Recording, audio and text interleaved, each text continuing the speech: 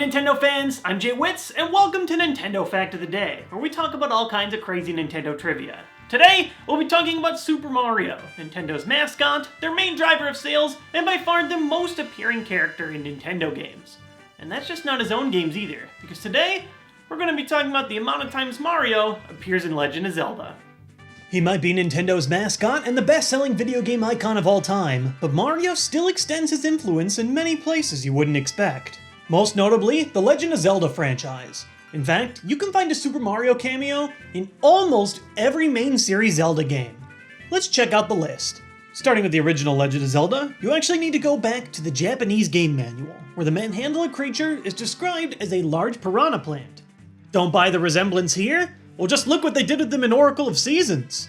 In A Link to the Past, you can find portraits of Mario in several houses across Kakariko Village. He's more than just a cameo, though. If you pull on his portrait, he becomes a Hyrule ATM.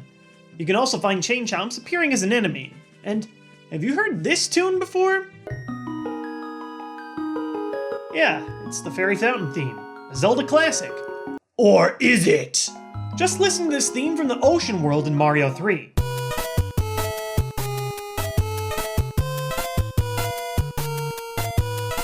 Not exact, but pretty similar.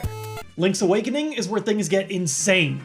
In an Iwata-esque conversation with Takashi Tezuka, the game's developer, he talked about how Link's Awakening had an extremely open development process, where the creators threw in characters from other games as jokes, and as a result, Mario is everywhere. There are Chain Chomps again, but this time you can actually wield one that fights for you.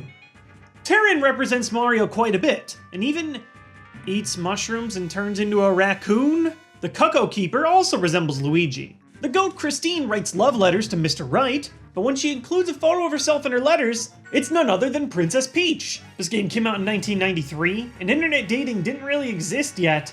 But Mr. Right, you just got catfished. In part of the game's trade sequence, you need to win none other than a Yoshi doll from the Crane game. There are also too many Mario enemies in this game to count. Thwomps, Shy Guys, Boos, Cheep Cheeps, heck, you can even stomp the Goombas with Rock's Feather.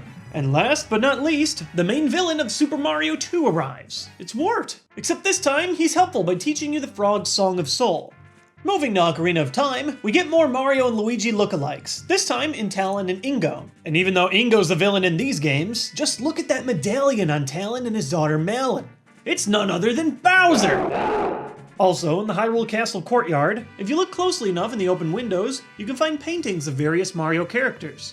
In Majora's Mask, Mario finds his way into the game yet again, this time by appearing as a mask on the back of the Happy Mask Salesman. In the Oracle games, the Thwomps return as enemies, and we also see the return of Malon and Talon, Bowser emblems and all, but seriously? They put a hat with an M on him? This isn't even a cameo, this just straight up is Mario.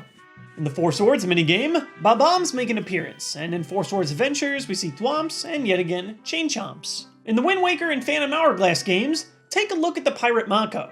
Looks pretty familiar, doesn't he? And that's because his model is nearly identical to Professor Egad from the Luigi's Mansion series. Maybe he found a machine that lets him travel through dimensions. Heck, he's crazy enough to do it. In the Minish Cap, we get Bob-ombs once again, and new enemies that greatly resemble Lakitu. Also, when you make a vine grow, you'll hear a familiar sound. In Twilight Princess, the cannon operator has an appropriate Mario-themed print on his sleeve. None other than a Bullet Bill. Past here, the cameos are stretches at best. Some people argue this statue in Skyward Sword kind of looks like Mario, but honestly that's just what the skipper looks like, with a slightly different hat. And while not much has turned up in Link Between Worlds either, it's crazy just how often Mario finds his way in Hyrule, and I still have a ton of fun looking just in case he decides to show up once more. That's it for today's Nintendo Fact of the Day, but if you liked this video and want to see when the next one comes out, you can click this button right here to subscribe to my channel. And speaking of subscribing, I want to thank you guys so much. We are getting so close to 1 million subscribers. It is an incomprehensible number. I honestly can't even fathom it at this moment, but the fact that this many people have showed up just to watch my silly Nintendo videos means so much to me, and I want to thank you guys for supporting me over the years. Thank you guys for watching today's video, and I'll see you with the next Nintendo Fact of the Day.